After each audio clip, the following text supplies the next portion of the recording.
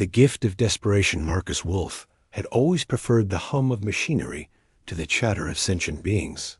As chief engineer aboard Nexus Station, a ramshackle trading post floating in neutral space, he spent his days maintaining life support systems and ignoring the galaxy's politics.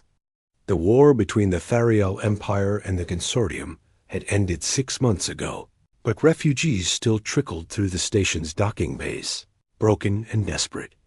That's how he first saw her, Zephyra, a Thariel female with iridescent blue, skin and silver hair matted with blood. She stumbled into his workshop, clutching a bundle, her elegant robes torn and stained. The Thariel were known for their ethereal beauty and deadly grace, but this one looked utterly shattered. "Please," she whispered in accented standard, her voice like wind chimes in a storm. "I need your help." Marcus had dealt with enough aliens to know trouble when he saw it. The Thariel were proud, rarely asking humans for anything. Yet here she was, swaying on her feet, desperation radiating from her like heat from a fusion core. "Medical. Bays on level 7, he said, not looking up from his plasma cutter. "No." Her voice cracked. "They'll find me there." "They're coming." Before Marcus could ask who they were, she pressed the bundle into his arms. Inside, wrapped in gossamer cloth, was the most beautiful infant he'd ever seen. The child had her. Mother's blue skin, but softer, almost translucent, with tiny silver markings that seemed to pulse with their own light. "Her name is Liana," Zephyra said, tears streaming down her face. "She's more than you know. More than I can explain. Look, I'm not exactly parent material. You're human," she interrupted, as if that explained everything. "Your species? You protect what you love, even when it's not yours by blood. The stories of human adoption, human sacrifice for others, they're legend throughout the galaxy." Marcus stared at the sleeping infant. "I don't understand." "She's the last of the royal bloodline, the true heir to the Thariel throne. Without her, my people will fracture into endless war." Zephyra's breathing grew labored. "But with her, she could unite not just the Thariel, but build bridges between all species." Alarms began wailing throughout the station. Zephyra's eyes widened with terror. "Promise me," she pleaded, backing toward the ventilation shaft. "Promise you'll protect her." The baby stirred in Marcus's arms, opening impossibly large violet eyes that seemed to look directly into his soul. In that moment, something primal awakened in him, not just protective instinct, but something deeper, something fundamentally human. "I promise," he said. Zephyra smiled through her tears and vanished into the shadows just as armed figures burst through the workshop doors. Marcus quickly hid the bundle in his tool chest, his heart hammering as he faced the intruders. The hunt had begun. The human factor 3 days later, Marcus learned what it meant to be hunted by half the galaxy. Liana was no ordinary Thariel infant. She was growing at an alarming rate, her silver markings becoming more pronounced, and she seemed to respond to his emotions with uncanny intelligence. When he was stressed, she would make soft cooing, sounds that somehow calmed him. When he was angry, her markings would pulse with a faint warning glow. Captain Jorik Voss of the mercenary vessel Shadowhawk was the first to arrive, his cybernetic eye scanning the station's manifest. The grizzled human had turned bounty hunter after the war, trading his military honor for credits. He cornered Marcus in the cargo bay. "Word is you've got something that belongs to the Thariel," Voss said, his hand resting on his plasma pistol. "Hand it over, and I'll make sure you get a cut of the reward." Marcus had hidden Liana in his quarters, but she was crying a sound that carried strangely through the station's ventilation system. Other residents had begun to notice. "Don't know what you're talking about," Marcus lied, his engineering training. Keeping his voice steady, Voss smiled coldly. "The Thariel are offering 50 million credits for the return of their sacred bloodline. The consortium is offering $60 million for her elimination. Either way, I win. That night, Marcus made his decision. He couldn't protect Liana on the station too many eyes, too many ears. He began quietly gathering supplies. A small freighter, food synthesizers, medical equipment, and most importantly, a portable genetic scrambler that could mask Theriel DNA, signatures. Dr. Niven Cross, the station's chief medical officer, found him in the shuttle bay. The elderly human had been watching Marcus's strange behavior for days. "You're taking on something bigger than yourself," Cross said, handing Marcus a bag of medical supplies. "But that's what we do, isn't it? We humans, we take on the impossible because someone has to." Marcus looked at him questioningly. "I've been around long enough to recognize the signs," Cross continued. "You've got that look the same one I saw. On soldiers who adopted war orphans, on colonists who refused to abandon their settlements. It's not logic, Marcus. It's something deeper. Something that makes us human." As Marcus powered up the freighter sanctuary, he felt the weight of his decision. He was just an engineer, not a warrior or a diplomat. But as he looked at Liana sleeping peacefully in her makeshift crib, he understood what Zephyra had meant. Humans didn't protect others because it was practical. They did it because it was right. The sanctuary slipped away from Nexus, stationed just as 3 Theriel battlecruisers dropped out of hyperspace. Marcus had a head start, but he was carrying the most wanted infant in the galaxy. Every port, every planet, every asteroid mining station would soon be scanning for them. He plotted a course for the outer rim, where lawlessness might provide sanctuary. Behind him, the galaxy's most powerful forces were mobilizing. Ahead lay the unknown, but Marcus Wolf was no longer just an engineer. He was a father, and that made him the most dangerous thing in the universe. A human with something to protect. Desert Lessons. The drought-stricken moon of Kepler-7 was the kind of place where questions weren't asked and credits talked louder than conscience. Marcus had been hiding there for 2 weeks, living in a run-down cantina run by Tobias Kane, a former colonial marine who'd lost his arm in the Theriel War. The artificial limb clicked constantly as he served watered-down synth alcohol to miners and smugglers. Liana was changing rapidly. Now the size of a 6-month-old human baby, she had developed an unsettling ability to sense danger. Whenever bounty hunters approached the cantina, she would become agitated, her silver markings pulsing in warning patterns. Marcus had learned to trust her instincts completely. "You're drawing heat," Kane warned, polishing a glass with his mechanical hand. 3 different groups have been asking about a human traveling with unusual cargo. Marcus bounced Liana gently, trying to soothe her restlessness. "We'll move on tonight." "To where?" "The whole damn galaxy's looking for you." Kane's expression softened slightly as he watched the infant. "What's so special about the little one?" Before Marcus could answer, the cantina's proximity alarms chimed. Through the grimy windows, they could see a sleek Theriel interceptor settling onto the landing pad. Marcus's blood ran cold. He recognized the ship's configuration. Imperial Guard.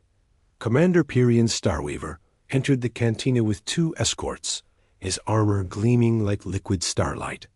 The Theriel officer moved with predatory grace, his violet eyes scanning the room until they fixed on Marcus. "Human," Pyrian said, his voice carrying the authority of millennia. "You have something that belongs to the Empire." Marcus stood slowly. Liana clutched protectively against his chest. "She's not property." Pyrian's laugh was like breaking crystal. "You misunderstand your place, engineer. That child is the last of the royal bloodline. Her DNA carries the genetic keys to our most sacred technologies. In the wrong hands, she could be used to create weapons that would destabilize the galaxy. And in the right hands, she would be raised as she should be as a weapon of the Empire. Pyrion's hand moved to his plasma blade. "Surrender her now, and I will ensure your death is swift." Kane stepped forward, his mechanical arm whirring as it shifted into combat mode. "This is neutral territory, Commander. Your Empire has no jurisdiction. Here, my jurisdiction extends wherever the royal bloodline exists." Pyrrhion snarled. The standoff lasted 3 heartbeats. Then Liana began to cry, not the normal wail of an infant, but something deeper, more resonant. The sound seemed to reach into the very air around them, causing the cantina's lights to flicker. Marcus felt a strange warmth spreading through his chest, and suddenly he understood. Liana wasn't just royal, she was psychically gifted, perhaps the most powerful Thariel born in generations. And somehow she had bonded with him. "You feel it too," Pyrrhion whispered, his eyes widening. "The connection. Impossible. Humans don't have the neural capacity for." Marcus moved without thinking, his engineer's knowledge of the cantina systems guiding him. He triggered the emergency atmospheric purge, sending clouds of vapor billowing through the room. In the chaos, Kane's combat training kicked in, and he tackled the nearest guard. Marcus ran. Liana pressed against his shoulder, her cries now a strange harmony that seemed to guide him through the confusion. They reached the sanctuary, just as the first plasma bolts seared the air behind them. As they lifted off, Marcus realized the truth that terrified the galaxy's powers. Liana wasn't just the key to Therial technology. She was evolving it, combining it with something uniquely human: love, loyalty, the unbreakable bond between parent and child. The Empire wanted a weapon. The Consortium wanted a corpse. But Marcus was raising something far more dangerous: a bridge between species, forged in the crucible of human compassion. The bonds of blood and choice, the ancient ruins of Epsilon Prime, floated in the void, a dead world where the first civilizations had once thrived. Marcus had come here following fragmentary star charts, hoping the derelict cities might hide them from their pursuers.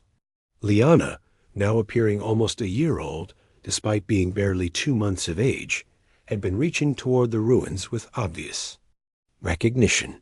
Professor Dex Hartwell, a xenorchaeologist who'd been excavating the site for decades, greeted them at the makeshift research station. The weathered human had kind eyes behind thick spectacles and hands stained with ancient dust. "Fascinating," Hartwell murmured, watching Liana's silver markings pulse in rhythm with the ruins' faint energy signatures.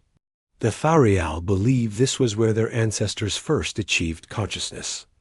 If she's responding to it, she's been changing, Marcus admitted, settling Liana in a makeshift high chair. Growing faster, understanding more. Sometimes I swear she's trying to communicate. Hartwell's excavation team, a mix of humans and friendly aliens, had been monitoring. Galactic Communications. Dr. Yuki Tanaka, the team's linguist, approached with a concerned expression.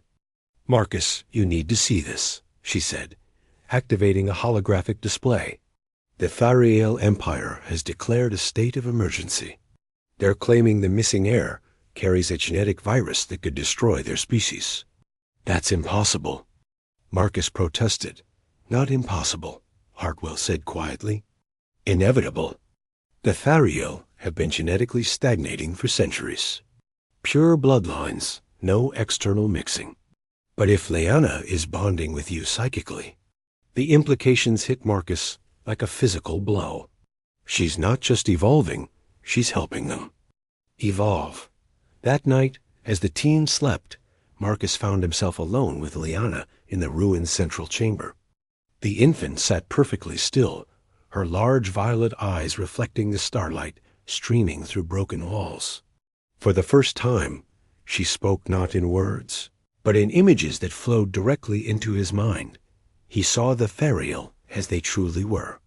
A dying race, their genetic perfection becoming their doom. He saw their fear of change, their terror of losing what made them pure. And he saw Liana as she truly was not a weapon or a tool, but a bridge. A child who could carry the best of both species forward. "They're afraid," he whispered to her. "Afraid that loving you will change them." Liana's response came as a warm feeling of acceptance, love, and something else, hope. The moment was shattered by proximity alarms. Through the ruined sensors, they could see ships approaching, not just Therial vessels, but consortium battlecruisers and independent mercenary fleets. The entire galaxy had converged on Epsilon Prime. Admiral Kane Murdoch of the consortium flagship Retribution led the assault. The grizzled human had lost his entire family in the war and saw Liana as the ultimate weapon against the Therial. "All ships, commence bombardment," his voice crackled over the comb. "Nothing survives." But as the first shots fired, something extraordinary happened. Liana's markings blazed with silver light, and every human in the system felt it, a presence, touching their minds, showing them not what they feared, but what they could become. Marcus felt the change washing over him, transforming his understanding of what it meant to be human. They weren't just protectors or warriors or engineers. They were gardeners, nurturing growth wherever they found it. They were bridges, connecting what others thought impossible. As the battle raged around them, Marcus held Liana close and made a choice that would echo through history. He opened his mind completely to her, letting her see not just his love, but the love of every human who had ever protected a child, saved a stranger, or chosen hope over fear.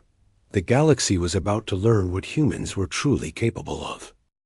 The human heart, the battle above Epsilon Prime, raged for 3 days, but the real war was being fought in the hearts and minds of every sentient being in the system. Liana's psychic resonance had grown beyond anything the Therial had ever recorded, and she was using it not as a weapon, but as a mirror, showing each species what they could become. Marcus stood in the ruined central chamber, Liana in his arms, as representatives from every major faction materialized around them via holographic projection. The infant had somehow created a neutral zone where even sworn enemies could meet without violence. Empress Solara Nightwhisper of the Thariel Empire materialized first, her ethereal beauty marred by centuries of genetic manipulation. Her violet eyes held the weight of a dying civilization.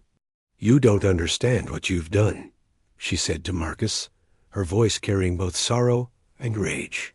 "That child carries our pure bloodline. By bonding with her, you've contaminated it with human ... emotion." "Good," Marcus replied simply. She was dying inside that purity. The Empress recoiled as if struck. "Impossible. The Therial are perfection incarnate." "Perfect things don't grow," Marcus said, gently stroking Liana's hair. "They don't adapt. They don't learn. They don't love. They just ... exist." Admiral Murdoch's projection flickered with barely contained fury. "Enough philosophy.